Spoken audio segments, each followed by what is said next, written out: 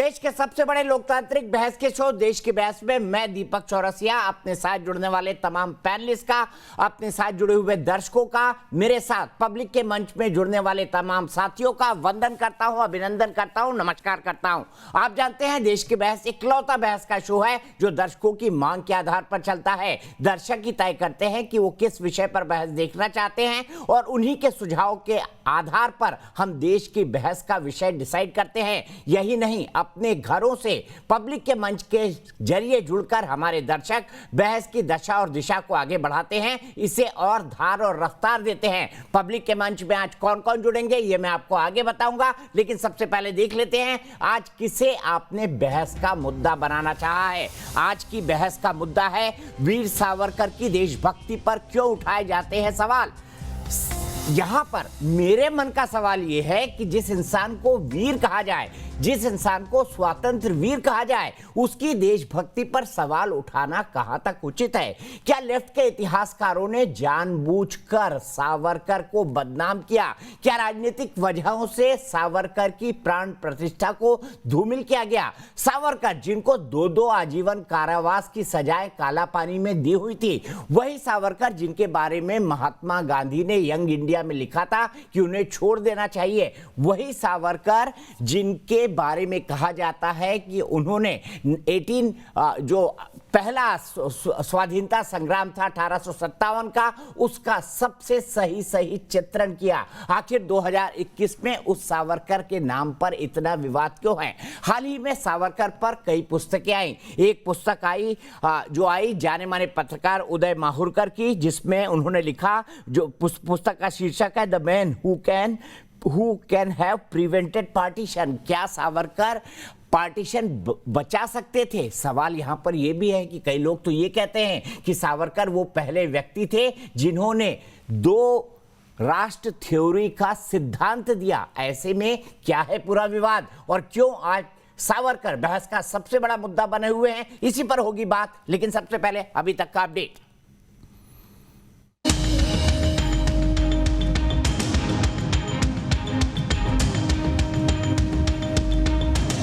सावरकर माने त्याग, सावरकर माने तप, सावरकर माने तीर, सावरकर माने तलवार। वीर सावरकर की राष्ट्रभक्ति को लेकर एक बार फिर नई बहस छिड़ गई है। दरअसल सावरकर पर उदय माहुरकर ने हाल ही में किताब लिखी है the man who could have prevented partition, जिसके बाद से उनकी छवि पर फिर से प्रहार किया जा रहा है। अगर माफी कभी किसी को मांगनी हो किसी बात की तो सावरकर के पुराने पत्र उठा सकते हैं कि माफीनामा कैसे लिखा जाता है, क्योंकि उन्होंने एक बार नहीं, दो बार नहीं, तीन बार नहीं, चार बार नहीं, पांच बार अंग्रेजों से माफी मांगी, अंग्रेजों से पेंशन ली।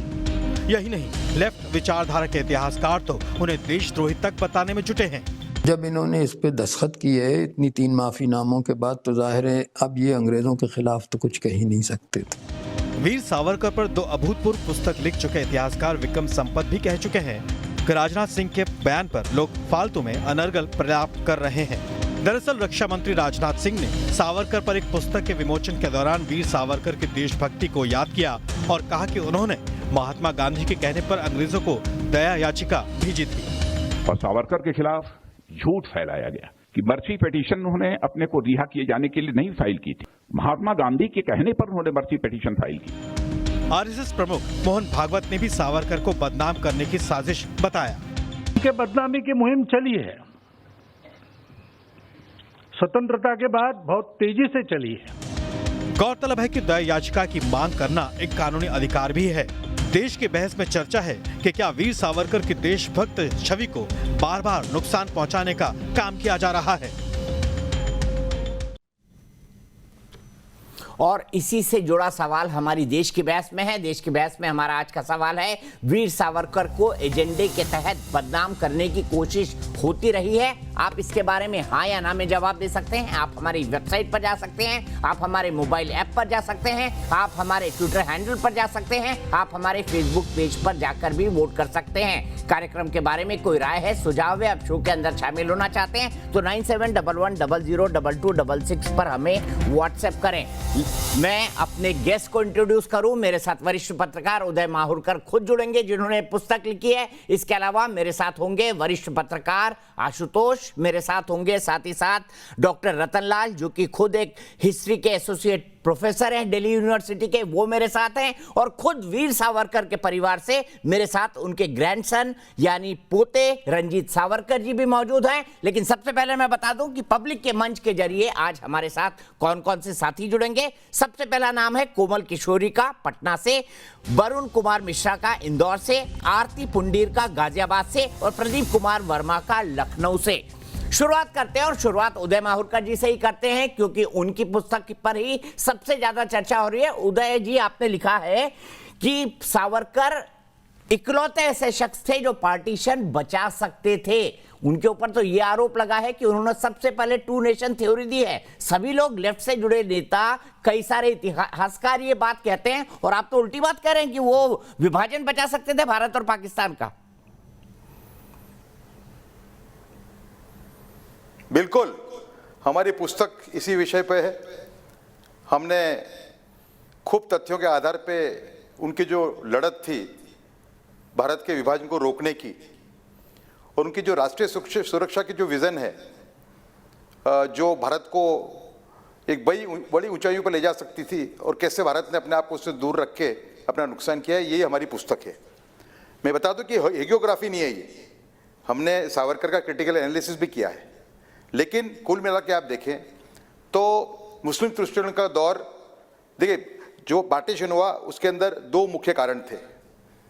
एक था मुस्लिम तुष्टिकरण कांग्रेस का, और दूसरा मुस्लिम लीग का कम्युनल कैंपेन।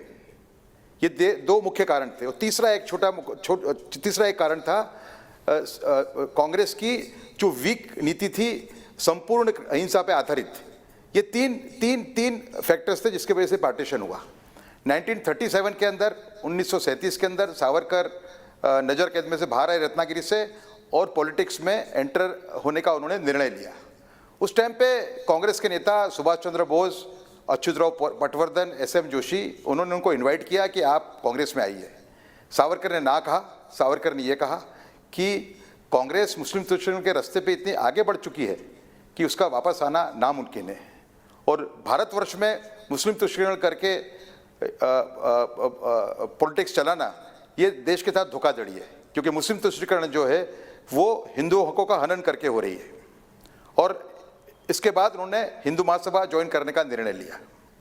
फिर उनका जो स्पीच आता है 1937 का, पहला स्पीच उनका हिंदू महासभा के अध्यक्ष के नाते, तो उस टाइम पे भी उसके अंदर उसको ही एक छेड़ा जाता है। कहा जाता है कि उन्होंने कहा था there are two nations within one nation, one Muslim one Hindu. ये एक अर्ध सत्य है, ये शब्द जरूर कहे थे उन्होंने, पर उन्होंने इसको एक डिजीज के रूप में देखा था, एक बीमारी के रूप में देखा था, और कहा था कि इसका क्योर हमें ढूंढना पड़ेगा, हम इसको इग्नोर नहीं कर सकते। तो ये जो फॉल्सिफिकेशन है, इसका पहला प्रमाण है। इसके बाद में जो हम कहते हैं कि कैसे वो प्रिवेंट कर पाते भारत का पार्टीशन, उसके कई प्रमाण हैं। उन्होंने 1937 से लेकर 1940-45 तक उन्होंने बार बार आगाह किया कांग्रेस को कि कांग्रेस वालों, मुस्लिम तुष्टिकरण के रास्ते पे जाओगे तो देश को बहुत बड़ी कीमत चुकानी पड़ेगी। 1940 के अंदर जब मुस्लिम लीग ने पाकिस्तान रेजोल्यूशन पास किया 23 मार्च 1940 को, उसके बाद में भी उन्होंने कहा कि अगर, उस टाइम पे कांग्रेस के नेताओं ने कहा कि देश का विभाजन हमारी लाशों पे होगा। सावरकर ने कहा, देखिए जिस डायरेक्शन में आप जा रहे हैं, जिस डायरेक्शन में आप मुस्लिम कम्युनिज्म को सरेंडर होते जा रहे हैं, मुस्लिम तुष्टिकरण का सहारा लेके मुस्लिम वोटों के लिए, उसमें परिस्थिति खराब होगी। ये पूरी जो जिस डायरेक्शन में पूरा माहौल जा रहा है वो देश के लिए खराब होगा। और संकेत उन्होंने दिया कि विभाजन हो सकता है, कांग्रेस ने अपनी नीति चेंज नहीं की। तो सावरकर वो व्यक्ति हैं कि जिन्होंने बार बार देश को आगाह किया। उनका हिंदुत्व अपने समझने का प्रयत्न करें, जो उनके सामने दुष्प्रचार होता है। उनका जो हिंदू मैनिफेस्टो है उसके अंदर वो स्पष्ट कहते हैं कि हिंदू राष्ट्र या भारतवर्ष के अंदर सभी जाति सभी धर्मों को समान अधिकार होगा। साथ में एक और चीज कहते हैं, वो कहते हैं कि अगर मुसलमान और क्रिश्चियनों की जो पूजा अर्चना है उसमें अगर कोई विरोध करता है, उसमें कोई विरोध पैदा करता है, तो the state will step in and ensure that they are able to offer their prayers in the way they want. लेकिन साथ में एक वार्निंग देते हैं, the nation will not allow creation of a nation within a nation in the name of religious minoritism. और यही भारत की कहानी है। तो उदय जी, मैं आपसे ये समझना चाहूंगा यहाँ पर, आपने बिल्कुल बहुत देखें कि जी, आपने बहुत सटीक ढंग से बात समझाई कि क्या प्रचार है उनके बारे में, लेकिन सवाल यह है कि यह प्रचार क्यों किया गया कि उन्होंने पहले भाषण में कहा कि भारत और पाकिस्तान दो अलग अलग राष्ट्र होने चाहिए, दो अलग अलग राष्ट्र की परिकल्पना की। आपने पुस्तक 2021 में लिखी है। नहीं, ऐसा नहीं कहा। उन्होंने कहा था कि भारत के उनके बारे में ये कहा जाता है प्रचलित तौर पर। मैं ये कह रहा हूं आपसे, उनके बारे में आरोप लगता है। मैं ये जानना चाहता हूं, आपने चूंकि पुस्तक 2021 में लिखी है, तो आपने क्या कारण भी लिखा है कि क्यों कहा जाता रहा, या इसके आसपास की चीज? हाँ, बिल्कुल। इस पुस्तक में पूरा विवरण है, इसका पूरा स्पीच हमने कोट किया है, उसको ऑपरेटिव पार्ट कोट किया है, जो स्पष्ट कहता है कि सावरकर उसको एक बीमारी के रूप में देख रहे थे। और जहां तक ये जो प्रचार है कि सावरकर देश के विभाजन के लिए जवाबदारी कितना गलत है, इससे साबित होता है कि जो 1988 का स्पीच है सैयद अहमद खान का, अलीगढ़ मुस्लिम यूनिवर्सिटी के फाउंडर, उनका 98 का जो मेरठ का स्पीच में, उसमें क्या कहते हैं? उसमें कहते हैं कि अगर आज अंग्रेज अगर देश छोड़ के जाते हैं तो एक म्यान में दो तलवार नहीं रह पाएंगे, मतलब हिंदू मुस्लिम एक साथ नहीं रह पाएंगे। मुसलमानों को, हिंदुओं को हराने के लिए मुसलमान अफगानिस्तान के पठानों का हेल्प लेंगे और बंगाल तक खून की नदियां बह जाएंगी। खून की नदियों की बात करते हैं, सावरकर ने कभी बात की खून की नदियों की? कभी नहीं की। इसके बाद है सर मोहम्मद इकबाल, जिनकी नज़्में हम गाते हैं, जिनकी कविताएं हमारे देश के लोग गाते हैं, ये जाने बिगर कि मोहम्मद इकबाल जो हैं वो देश के विभाजन के लिए दूसरे व्यक्ति जवाबदार है। यहीं से पूरी बहस को खोलते हैं और मैं सबसे पहले इसी सवाल को आशुतोष के पास ले जाना चाहता हूं। आशुतोष, क्या द्विराष्ट्र सिद्धांत की बात सावरकर ने अपने भाषण में नहीं की? उनके भाषण को तोड़ा और मड़ोड़ा गया, जैसा उद्धृत किया गया। उदय मावरकर जी ने बताया रंजीत सावरकर जी से भी उनका पक्ष लेंगे, क्योंकि सबसे बड़ा आरोप उन पर यह भी लगता है कई आरोपों में से। मुझे लगता है कि इतिहास को तोड़ने मरोड़ने की जिम्मेदारी कुछ लोगों ने अपने कंधों पर ले ली है, इसलिए वो इतिहास को गलत संदर्भों में बेचने की, जो लोग ये कहते हैं कि सावरकर ने दो राष्ट्र का सिद्धांत नहीं दिया था, या तो उनको इतिहास की समझ नहीं है या वो जो इतिहास है उसको जानते ही नहीं अच्छी तरीके से। सिर्फ हिंदुत्व ही खाली पढ़ने, कुछ ज्यादा पढ़ने की जरूरत ही नहीं है। ये किताब मेरे आंखों के सामने है, इस किताब को अगर आप पढ़ लें और इसमें कुछ चीजें जो लिखी हैं बहुत साफ तौर पर स्पष्ट है कि उनका साफ तौर पे कहना है कि जो क्रिश्चियंस और मुसलमान हैं वो इस देश के लिए कभी भी जो है ये विश्वास पात्र नहीं हो सकते, क्योंकि इनको जो पुण्य भूमि है वो इस देश की नहीं है। और यहीं से बहुत ये किताब 1923 में आई थी, आप 1937 की बात कर रहे हैं। मैं उस बहस में जाना ही नहीं चाहता, क्योंकि आज की तारीख में सावरकर को गांधी से बड़ा बनाने की कोशिश की जा रही है। 3-4 चीजें मैं स्पष्ट तौर पर कह दूं कि जो लोग सावरकर के बारे में बड़ी बड़ी बातें करते हैं, सावरकर 1909 के सावरकर, जिन्होंने बाल गंगाधर तिलक के कहने पर विदेशी कपड़ों की होली जलाई, वो सावरकर और 1923 के बाद के सावरकर में जमीन आसमान का फर्क है। सावरकर वो शख्स थे जिनके बारे में देश के वल्लभ भाई पटेल ने गांधी जी की हत्या के बाद 27 फरवरी 1948 को जो चिट्ठी लिखी थी, वो मैं आपको बहुत लंबी लिखी, खाली एक ही चीज पढ़ना चाहूंगा। It was a fanatical wing of Hindu Mahasabha directly under Savarkar. फिर से पढ़ देता हूं।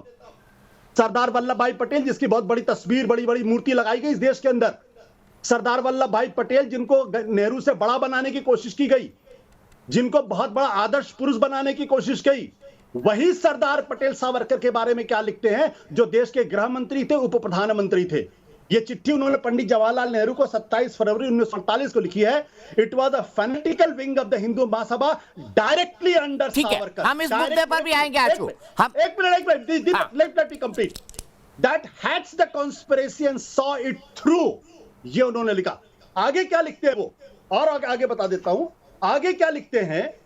फिर उन्होंने कहा है, जब श्यामा प्रसाद मुखर्जी को चिट्ठी, जब श्यामा प्रसाद ने चिट्ठी लिखी और श्यामा प्रसाद मुखर्जी ने कहा कि भाई आप सावरकर को राजनीतिक पूर्वाग्रह की वजह से आकलन नहीं होना चाहिए, तो सरदार पटेल ने कहा कि राजनीतिक पूर्वाग्रह से कोई आकलन नहीं होगा, कानून की नजर से होगा।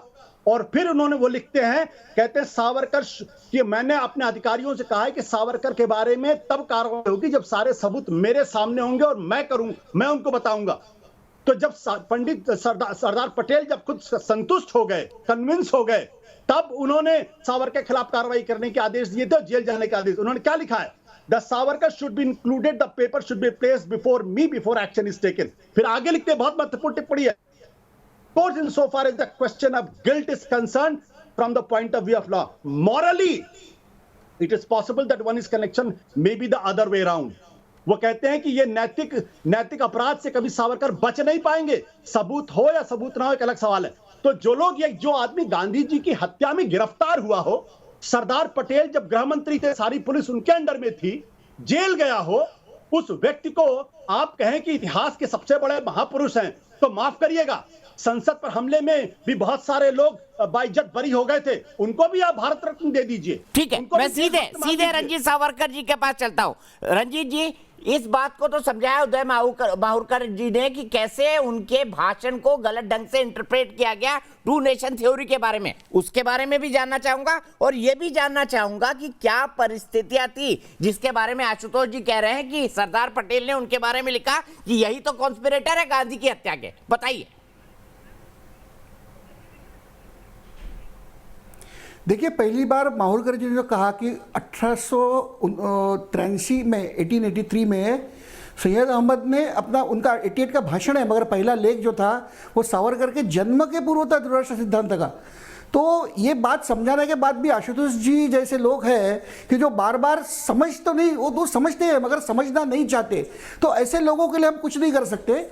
दूसरी बात है, ये जो पटेल का जो एग्जाम्पल दे रही है, तो मैं तो स्पष्ट रूप से कहना चाहता हूँ कि दिल्ली पुलिस के चीफ तब के जो थे संजीवी, वो आईबी के भी चीफ थे, और आईबी का चीफ आप सब जानते हैं कि वो प्रधानमंत्री को रिपोर्ट करता है।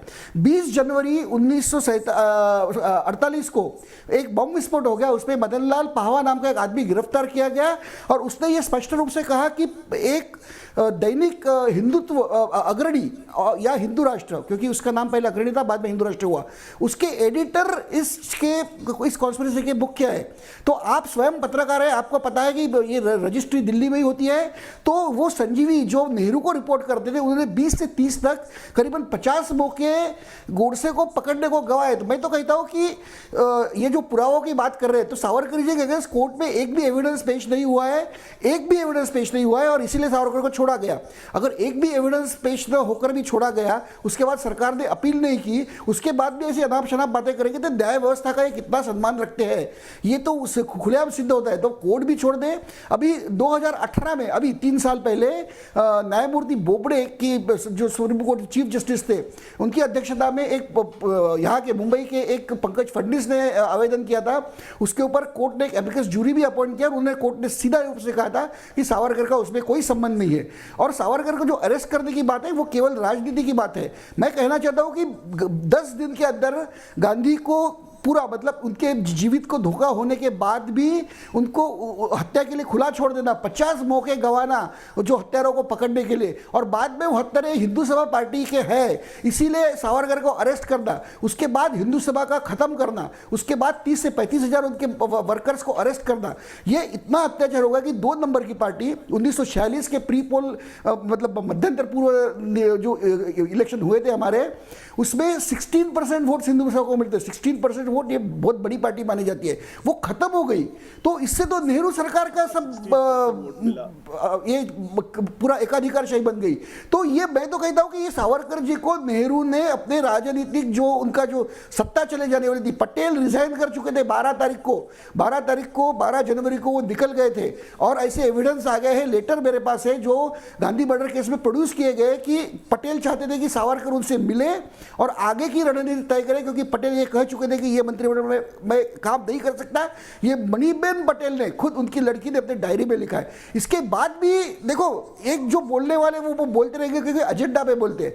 जब बात आती है डॉक्यूमेंट्स की, तो सब डॉक्यूमेंट्स हमारे पास है, और जैसे कि माहुरकर जी ने पब्लिश किया है, और उसके पहले विक्रम संपत ने सावरकर का माफीनामा हो या गांधी मर्डर केस, वो पूरे डॉक्यूमेंट्स प्रोड्यूस किए, सब लोग उसमें पढ़ सकते हैं। मैं कहता हूं इसलिए नहीं, या आशुतोष के लिए इसलिए नहीं, आप खुद डॉक्यूमेंट्स देखिए, ये आज पब्लिक बोर्ड में अवेलेबल है, थोड़े कष्ट उठाइए और अपना मत बनाइए। ठीक है, मैं इसी बात से आगे ले जाता हूं, लेकिन उससे पहले प्रदीप कुमार वर्मा, मेरे एक दर्शक लखनऊ से, उनकी राय जान लेते हैं। वीर सावरकर के बारे में प्रदीप जी आप क्या सोचते हैं? सोचते हैं कि वाकई वो स्वतंत्र वीर थे, एक आदमी जिसे 2-2 बार आजीवन कारावास मिला हो?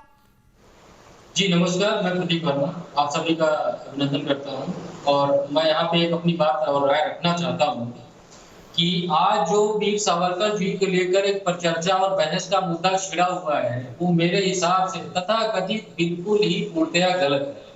क्योंकि सावरकर जी किसी की निजी जागीर नहीं है। सावरकर जी हो, चाहे नेहरू जी हो, चाहे गांधी जी हो, चाहे पटेल जी हो, वो हम सभी के हैं। इस पे आज चर्चा का विषय कि सावरकर जी ने देश को विभाजित करने का काम किया या गांधी जी की हत्या में शामिल थे। सावरकर जी के बलिदान और त्याग को कोई नहीं को देख रहा। जिस तरह वो अंडमान निकोबार जेल में 13.5 बाई 7.5 फीट की जेल में रह रहे थे, जिस तरह उन्होंने अपने जीवन यापन किया और अपने दरवाजे के सामने ही मल त्याग करते थे, खड़े होकर उन्होंने सोना सीखा, खाना सीखा, उसको क्यों लोग भूल जा रहे हैं भाई? आप सावरकर जी को लेकर जिस तरह बहस छिड़ी हुई है, वो किस चीज का पर मुद्दा है भाई? ठीक है वर्मा जी, बिल्कुल सही कहा आपने। जिस तरह की यातनाएं उनको काला पानी यानी अंडमान निकोबार जेल में दी गई, इसी सवाल को लेकर मैं डॉक्टर रतन लाल जी के पास चलता हूं। रतन लाल जी, चाहे रंजीत सावरकर जी हो, चाहे उदय माहुरकर जी हो, वो फैक्ट्स का हवाला दे रहे हैं। वो ये कह रहे हैं कि ये चीजें तो सत्यापित है कि भाई 2 नेशन थ्योरी देने वाले वो नहीं थे, पहली थ्योरी उनकी नहीं थी। और दूसरा, गांधी की हत्या के बारे में उन्होंने बताया कि गांधी की हत्या को लेकर जो तब के पुलिस कमिश्नर थे, उन्होंने क्या बात कही थी और तब की राजनीतिक परिस्थितियों का भी बखान किया उन्होंने कि सावरकर का इन्वॉल्वमेंट नहीं है।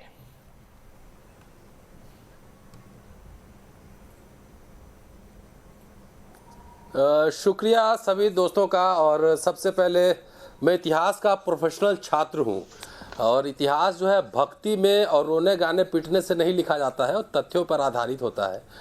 पहले मैं उदय जी को बहुत बहुत बधाई देना चाहता हूं, क्योंकि मैं भी एक एडिटर, ऑथर और ट्रांसलेटर हूं और कई किताबें मेरी भी पब्लिश हैं। तो कितना दर्द होता है, पेन होता है किताब बनाने में, वो हम जानते हैं। इसलिए उदय जी को पहले बधाई। और मेरा जो शोध है, PhD है, जिसमें कई किताबें हम छाप चुके हैं, वो वीर सावरकर के दोस्त थे एक ऑक्सफोर्ड में, ये काशी प्रसाद जायसवाल, उसी पे मेरा रिसर्च है। और 2009-10 तक 1909-10 तक सब वहाँ साथ थे और कोर्ट परिसर में कई बार काशी प्रसाद जायसवाल जाते थे, जिसका एविडेंस हमें मिला है। बहरहाल, मैं इतिहास किसी व्यक्ति के एवोल्यूशन को समाज के एवोल्यूशन की तरह देखता हूँ। जो आदमी 20 साल में जो होगा वो जरूरी नहीं कि 30 साल में हो, जो जरूरी नहीं वो 40 साल में हो, जरूरी नहीं 50 साल में हो। तो एक इंडिविजुअल का भी over a period of time evolution होता है। और मैं उम्मीद करता हूं कि उदय जी की जो किताब है वो फैक्ट बेस्ड होगी, एनालिसिस होगी। और इतिहास में कोई भी इतिहास एकदम एब्सोल्यूट नहीं होता है। इतिहास आधा गिलास पानी भरा है, आधा खाली है, दोनों बातें होती है। व्याख्या होता है इतिहास। तो अभी जैसा कि मैं सुन रहा था उदय जी को कि उन्होंने सावरकर साहब की जो हिंदुत्व की जो व्याख्या थी, उस हिसाब से तो बीजेपी सरकार के खिलाफ ही काम कर रही है। पहले पॉइंट पर आ जाएं, जो गांधी की हत्या वाला है, फिर हिंदुत्व पे भी आ जाएंगे। पहले डॉक्टर रतनलाल जी, हम गांधी की हत्या वाले पर आ जाए, क्योंकि आशुतोष ने भी उसका जिक्र किया, रंजीत जी ने भी उसका जिक्र किया और उदय जी ने भी जिक्र। दीपक जी सुनिए, मेरी बात तो सुन लीजिए जी। अगर मान लिया कसाब जो है बाइज्जत आप ही के देश के कानून से बड़ी हो गया है, आशुतोष जी ने चर्चा की, आपकी सरकार, पुलिस प्रशासन, इंटेलिजेंस ब्यूरो सब हार गई। सॉरी, पार्लियामेंट अटैक का जो आरोपी था कसाब, में गलती से नाम चला गया, कसाब को भी यहाँ रखने में करोड़ों रुपए खर्च हुए। पार्लियामेंट अटैक का जो आरोपी था सुप्रीम कोर्ट ने बरी कर दिया। आप क्या कहते हैं उनको? ये सवाल उलटता हूं मैं 2 नए तथ्य लेकर आ रहा हूं और मुझे उम्मीद है कि उदय जी ने उस तथ्य का जिक्र किया होगा अपनी किताब में। मैं कुछ एक राजनाथ सिंह साहब ने कहा कि अंबेडकर साहब ने वो उनसे पूरा अस्पृश्यता निवारण सीखा है। उसमें अंबेडकर साहब का वॉल्यूम 40 जाइए, भारत सरकार ने, नरेंद्र मोदी गवर्नमेंट ने छापा है। उसमें डॉक्टर अंबेडकर कह रहे हैं कि कई लोग बौद्ध धर्म की शरारतपूर्ण आलोचना करते हैं, सावरकर उन्हीं में से एक है।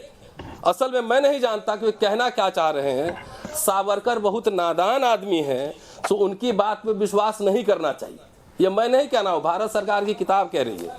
दूसरा, दूसरा एविडेंस मैं दे रहा हूं। चलिए माफीनामा तो छोड़ दीजिए, हो सकता है कि आदमी रणनीति हो, स्ट्रेटजी हो, जो कॉलोनियल टॉर्चर था बहुत लोग बर्दाश्त नहीं करें, हो सकता है। सब लोग भगत सिंह नहीं हो सकते, हम उम्मीद नहीं कर सकते कि सब लोग भगत सिंह होंगे। लेकिन आज़ादी के बाद का CIA का एक डॉक्यूमेंट है, 3 पेज का, ट्विटर फेसबुक पे शेयर्ड है।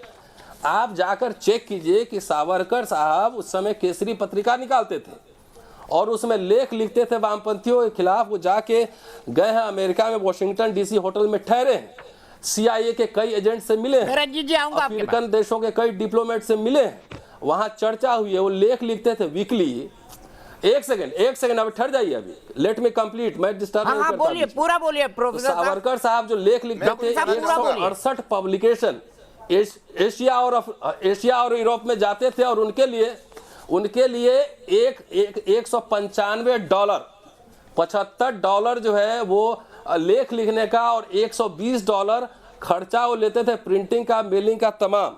$195 सावरकर साहब 1961 का डॉक्यूमेंट है, सोशल मीडिया पे अवेलेबल है, CIA के डिजिटल प्लेटफॉर्म जाइए, वहां अवेलेबल है। तो वहां CIA से भी लेते थे। आपको भारत रत्न देना है तो दे दीजिए। अब तक बहुत सारे ऐसे लोगों को भारत रत्न मिल रहा है कि उसका कोई मतलब ही नहीं है। बहुत लीला करने वाले लोग को भी मिल रहा है, और जिनके आप बात मैं बता रहा हूं कि सचिन तेंदुलकर को भी देखिए, घोटाले में भी नाम उनको भी मिला हुआ है। मालवीय जी के बारे में भगत सिंह लिखे हैं। ठीक है, चलिए हम विषय तक सीमित रहते हैं। आपने सही मुद्दा उठाया उदय जी। सबसे पहले मैं आपको जानना चाहता हूं, उन्होंने कहा, माफ कीजिएगा, अफजल गुरु को बेइज्जत बरी कर दिया जाता, तो क्या आप बोलते कि संसद के हमले के मास्टरमाइंड वो नहीं थे? ये तर्क दिया है डॉक्टर रतनलाल ने। नहीं, गिलानी। दीपक जी, मैं कुछ कहना चाहूंगा।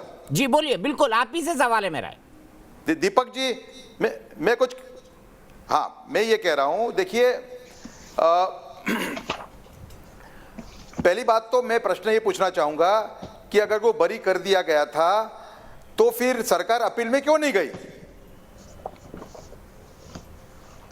ये तो बताइए डॉक्टर रतनलाल, अपील में क्यों नहीं गई सरकार? तो वहां से छूटा हुआ है। श्योर थे तो एक ने और भी मैं कहना नहीं और भी कहना चाहूंगा, मैं, मुझे बोलने का मौका दिया जाए। उदय जी कंप्लीट कर लें, फिर आप बोलिएगा। सरकार नहीं, एक मिनट, रतनलाल जी, आपको मैंने सुना, आप दोनों को सुना, आपको सुनना पड़ेगा, गलत बात है ये। नहीं, बोलिए, पहली बात तो बोलने का वक्त दे रहे हो। दूसरा, मनोहर मालगांवकर जो है, जिन्होंने the man who killed Gandhi जो पुस्तक लिखी थी, वो दिगंबर बड़गे जो अप्रूवर बन गए थे, जिनके स्टेटमेंट पे सावरकर जी के पर केस चलाया गया था, उसको मिलने गए।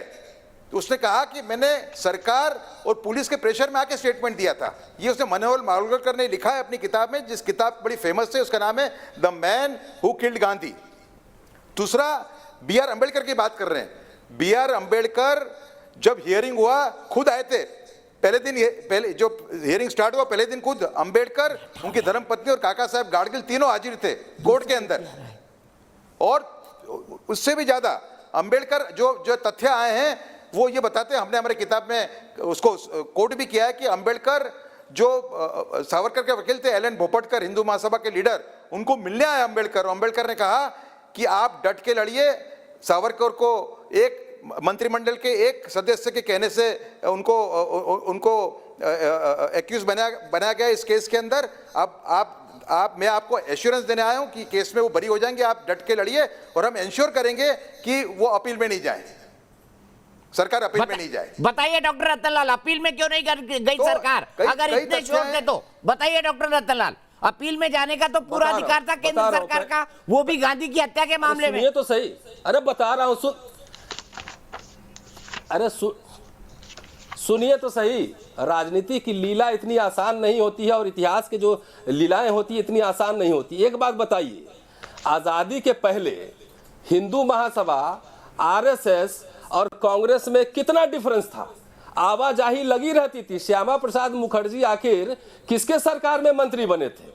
तो वो तो एक पूरा जो है लेयर्स होते हैं राजनीति के। अगर सरकार नहीं गई अपील में, तो उसके लिए तो पहले कांग्रेस के प्रवक्ता से पूछिए, नंबर 1।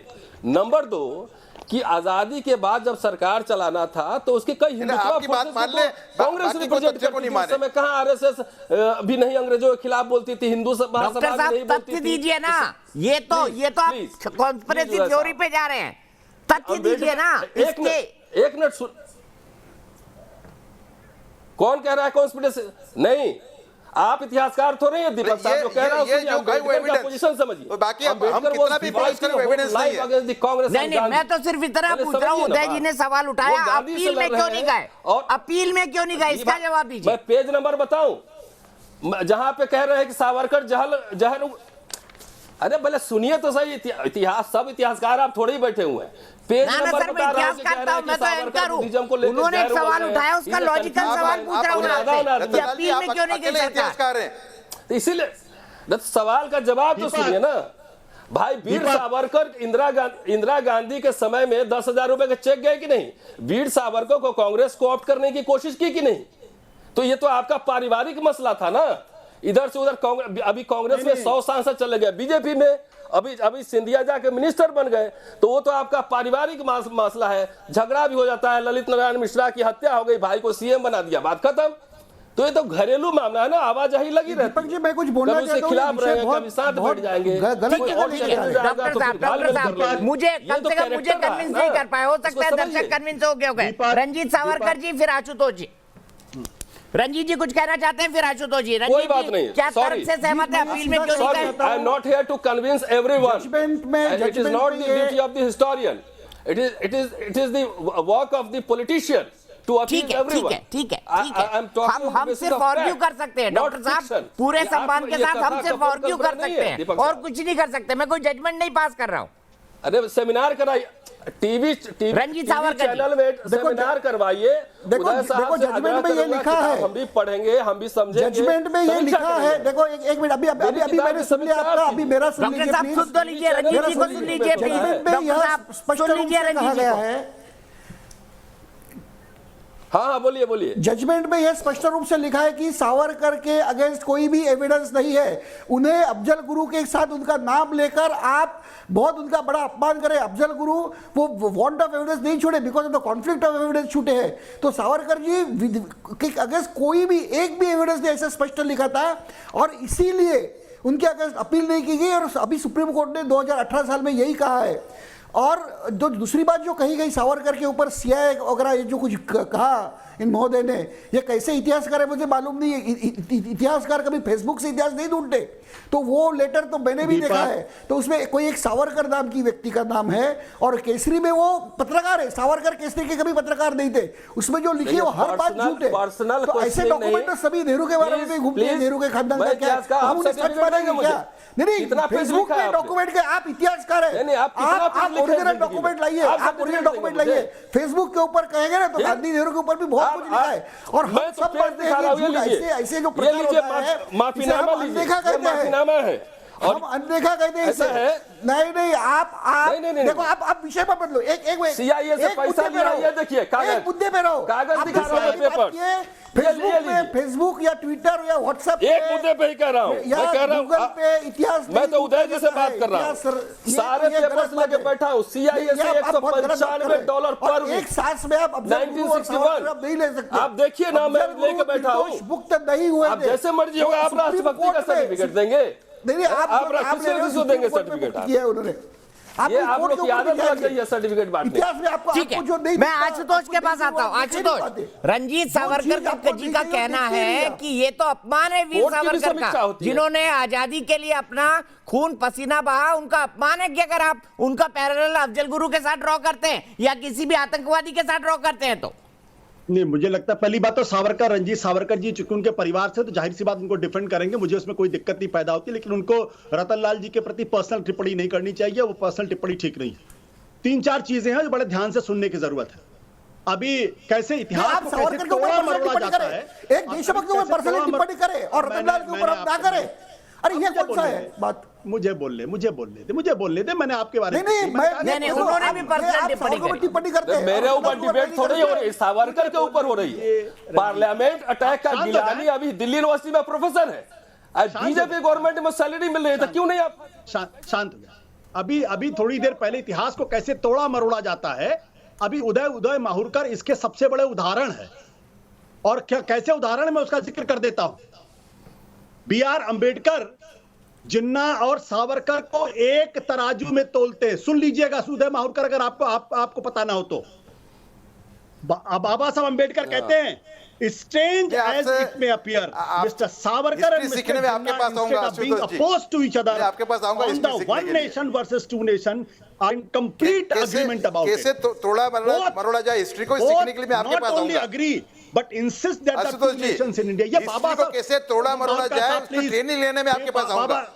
माहुरकर साहब, मैं आपका सम्मान करता हूं, इसलिए मुझे बीच में ना बोले। मैंने आपके बीच में नहीं बोला, और अगर आप बोलेंगे तो फिर मैं आपको बोलने नहीं दूंगा, ये आप जानते अच्छी तरीके से। सुन लीजिए मेरी बात को। अच्छा सुन लेते पहले आशु को, उदय भाई आशु जी को सुन लेते पहले। आपको नहीं बोलने दूंगा। ये देखिए, ये किताब है। बाबा साहब अंबेडकर ने कहा है कि टू नेशन थियरी के मसले पर जिन्ना और सावरकर एक हैं, उनके अंदर एग्रीमेंट है। और इसके उदाहरण इतिहास से मिलते हैं कि बाबा साहब अंबेडकर तो छोड़ दीजिए आप, कि जिस मुस्लिम लीग ने पाकिस्तान का प्रस्ताव पारित किया, उस मुस्लिम लीग के साथ हिंदू महासभा ने, जब सावरकर उसके अध्यक्ष थे, उन्होंने सरकार बनाई। न केवल सरकार बनाई, बल्कि बंगाल के अंदर जब क्विट इंडिया मूवमेंट अपने जोर पर था, तो देशद्रोह का काम हिंदू महासभा ने किया, क्योंकि श्यामा प्रसाद मुखर्जी उस वक्त सरकार में कैबिनेट मिनिस्टर थे। उन्होंने अंग्रेज गवर्नर को चिट्ठी लिखी और कहा कि क्विट इंडिया मूवमेंट को कैसे क्रश करना है, कैसे बर्बाद करना है। अगर ऐसे लोगों को अगर आप देशभक्त कहना चाहते हो तो कह लीजिए, जिन्होंने जिंदगी भर अंग्रेजों के साथ पिट्ठूगिरी की, जिन्होंने चिट्ठी लिखकर कहा कि हम अंग्रेजों के साथ हैं और कोई भी आंदोलन अंग्रेजों के खिलाफ नहीं करेंगे। आप 1923 के बाद से 1900 उनकी मृत्यु तक आप देख लीजिए, एक शब्द उन्होंने अंग्रेजों के खिलाफ नहीं बोला। यहां तक कि सेकेंड वर्ल्ड वॉर के समय में जब सुभाष चंद्र बोस की आईएनए, जब हमारे सैनिक मारे जा रहे थे, देश के स्वाधीनता संग्राम के सिपाही सुभाष चंद्र बोस के नेतृत्व में, उस वक्त सावरकर जो है, और ये गांव-गांव घूमकर अंग्रेजों की सेना में भारतीयों को रिक्रूट करने की बात कर रहे थे। यानी हमारे ही देश के लोग सुभाष बोस की सेना के खिलाफ लड़ते वही तो पॉलिसी और उनको मारते। ये काम सावरकर ने किया है। और बच गया भारत पाकिस्तान के सामने। हाँ। उदय माहुरकर जैसे लोग, और जिनके बारे में सरदार वल्लभ भाई पटेल कहते हैं, मैं दोबारा पढ़ देता हूं, आप सुन लीजिए इस बारे में। नहीं, एक बार पढ़ दिया, रिपीट होगा। आशु, उदय जी से जवाब ले लेते हैं। दीपक एक मिनट, 10 सेकंड। इसी चिट्ठी में देखिए, ऐसा है, सरदार पटेल क्या लिखते हैं, कहते हैं कि महंत दिग्विजयनाथ, प्रोफेसर राम सिंह देश पांडे, कम्युनिस्टों का जो कॉन्स्पिरेसी का कैटलॉग है बहुत लंबा है, कम्युनिस्टों का, यानी सरदार कैटलॉग है क्राइम्स का बहुत लंबा है, कॉन्स्पिरेसी का खतरा है। ये सरदार पटेल लिख रहे हैं, कह रहे पब्लिक सिक्योरिटी के लिए लिख रहे हैं। अब उदय माहुरकर कुछ और इतिहास लिखना चाहता है, अमेरिका का इतिहास लिख रहे तो बात अलग है। अगर उदय जी जवाब दीजिए, उदय जी जवाब दीजिए। उन्होंने बताया कि सावरकर अंग्रेजों के पक्ष में काम कर रहे थे और नेताजी सुभाष चंद्र बोस के खिलाफ। मेरी बात सुनिए, मेरी बात सुननी पड़ेगी आशुतोष आपको। कौन से इतिहासकार मुझे नहीं, आशुतोष आप सुनिए, उनकी बात सुनिए। आशुतोष, उन्होंने आपकी बात सुनी, उनकी बात सुनिए। आज उदय जी बोलिए। के दबा नहीं सकते हो को, समझे? उदय माहुरकर साहब, इतिहास की बात करिए। देखिए, ऐसा है, तोड़िए मरोड़िए मत, फेसबुक से और व्हाट्सएप पर पढ़ के बताया करिए। कम्युनिस्ट की कॉन्स्पिरेसी का कैटलॉग इस देश में बहुत लंबा है। वीर सावरकर का विरोध इसके लिए होता है कि वीर सावरकर देश की एकता और अखंडता के सबसे बड़े प्रतीक हैं। उन्होंने अंग्रेजों की जो लोग, जो आइडियोलॉजी, आपको सुनना पड़ेगा, आपको सुनना पड़ेगा, आपको सुनना पड़ेगा आशुतोष। मुस्लिम लीग के साथ सरकार नहीं बनाई। आशुतोष सुन लीजिए प्लीज। आशुतोष, उन्होंने आपकी पूरी बात सुनी, सुन लीजिए प्लीज। आपको सुनना पड़ेगा। मुस्लिम लीग के साथ सरकार बनाई या नहीं बनाई, आपको सुनना पड़ेगा। मुस्लिम लीग के साथ सरकार बनाई या नहीं बनाई हिंदू महासभा ने, आपको मुस्लिम लीग के साथ सरकार बनाई कि नहीं, वो भी तब पाकिस्तान का प्रस्ताव लाहौर में पास हो चुका था। आपको सुनना पड़ेगा, मैं आपको नहीं बोलने दूंगा। मैं आपको पूछ रहा हूं, आप जवाब दीजिए ना। आपको सुनना पड़ेगा। अरे उनका जवाब तो सुन लीजिए आशुतोष। आशुतोष नाराज मत होइए। उदय माहुरकर जी का जवाब सुन लीजिए शांति के साथ। आशुतोष, वो आपकी बात का जी भी जवाब देंगे, ब्लैक एंड व्हाइट में नहीं। उदय माहुरकर जी का जवाब सुन लीजिए। उदय जी बोलिए। बात मत बोलो। नहीं, गलत बात क्या? आप रंजीत सावरकर बताइए मुझे। आशुतोष, श्यामा प्रसाद मुखर्जी किस पार्टी में थे? अरे बंगाल में चिट्ठी लिखी गवर्नर बंगाल में किसान पार्टी नाम की एक मुस्लिम पार्टी थी, मुस्लिम पार्टी देश में मुस्लिम लीग नहीं, मुस्लिम पार्टी थी, उसका नाम था किसान पार्टी। उसके हिसाब से बनाया गया था श्यामा प्रसाद मुखर्जी उस मंत्रिमंडल में थे। एक मिनट रंजीत जी आशु सुन लीजिए प्लीज, आशु सुन लीजिए एक मिनट सुन लीजिए, उदय जी की बात सुन लीजिए प्लीज, आशुतोष जी प्लीज उदय जी की बात सुन लीजिए। उदय जी बोलिए। सावरकर को बता रहा था कि अगर वो मेरे बीच में बोलेंगे तो अरे आपने क्या दिया, आपने पूरी भड़ास निकाल ली, सुन लीजिए उनकी बात। अरे तो मैं आपको ठहरने दूं क्या आशुतोष? आपके पास ही आवाज है, दूसरे के पास नहीं है। आपको मैं बता रहा था कि आप मुझे बीच में टोक रहे थे, तो कैसे मैं आपको बोलने आपके पास आवाज है, बता रहा था, दूसरे के पास आवाज नहीं है, तो नहीं बता रहा था आपको। बोलिए। ऐसा है कि कम्युनिस्टों का जो कैटलॉग है कॉन्स्पिरेसी का बहुत बड़ा है देश के अंदर, उसके कई उदाहरण हैं। ये डिबेट पूरी रात चल सकती है। आशुतोष मेरी किताब पढ़ें कि ये किताब हेजियोग्राफी नहीं है, इसके अंदर स्पष्ट मुस्लिम लीग के साथ सरकार बनाई या नहीं बनाई, मैं छोटा सवाल पूछा हूं मैं। देश की एकता और मैं, अरे वो तो बनाई थी ना, कौन ना बोल रहा है? सुनो तो सही आप, बनाई थी ना, जवाब दूंगा मैं। तो जिन्ना के सावरकर का स्टेटमेंट है उसके अंदर कि जिन्ना के साथ सावरकर खड़े थे ना।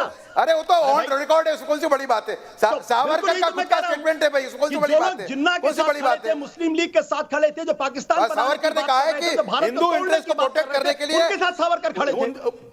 नहीं, सवाल ही पैदा नहीं होता। अरे क्यों नहीं? भारत को तोड़ने की बात आप मुस्लिम लीग के साथ सरकार बनाएंगे, मुस्लिम लीग सवाल ही पैदा नहीं होता। और दूसरा कि कोई सावरकर ने आशुतोष प्लीज कंप्लीट करने दीजिए, वो आपकी बात का जवाब दे रहे हैं। आशुतोष प्लीज कंप्लीट करने दीजिए। दीपक उन्होंने उनके कई उसमें कम से कम 2 स्टेटमेंट है उनके, उन्होंने उसका जस्टिफिकेशन दिया है। उन्होंने कहा हिंदू इंटरेस्ट को प्रोटेक्ट करने के लिए उसमें हमने सरकार में ज्वाइन किया था। कोई भी जस्टिफिकेशन दे देंगे, मान लेंगे आप। बड़ा विस्तार में स्टेटमेंट है उनका। अरे कोई भी स्टेटमेंट देंगे, मान लेंगे आप। नहीं, क्यों नहीं हम तो मानेंगे भाई। जिन्ना के साथ खड़े थे, पाकिस्तान के प्रस्ताव के बाद जिन्ना के साथ खड़े थे। Our loyalty to the nation is not undivided.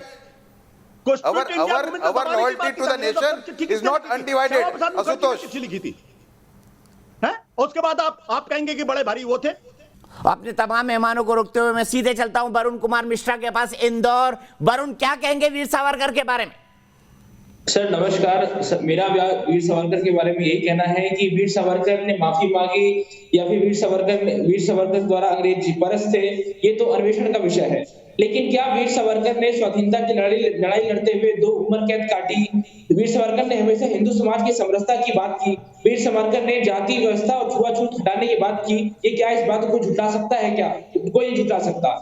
ठीक है, बहुत बहुत शुक्रिया वरुण, अच्छी बात बोली आपने। लेकिन जो मूल सवाल आशुतोष ने उठाया, जो मूल सवाल उन्होंने उठाया, उस पर भी आ जाइए उदय जी। और आखिरकार अगर ये कॉन्स्पिरेसी है तो ये कॉन्स्पिरेसी क्यों, और सिर्फ वीर सावरकर के खिलाफ ये भी बता दीजिए। वॉल्यूम 10 में कांग्रेस और मुस्लिम रंजीत जी कुछ बोल रहे हैं। देश का विभाजन कैसा किया कांग्रेस, ये ट्रांसफर ऑफ पावर, ये ब्रिटिश सरकार के डॉक्यूमेंट है, 12 वॉल्यूम।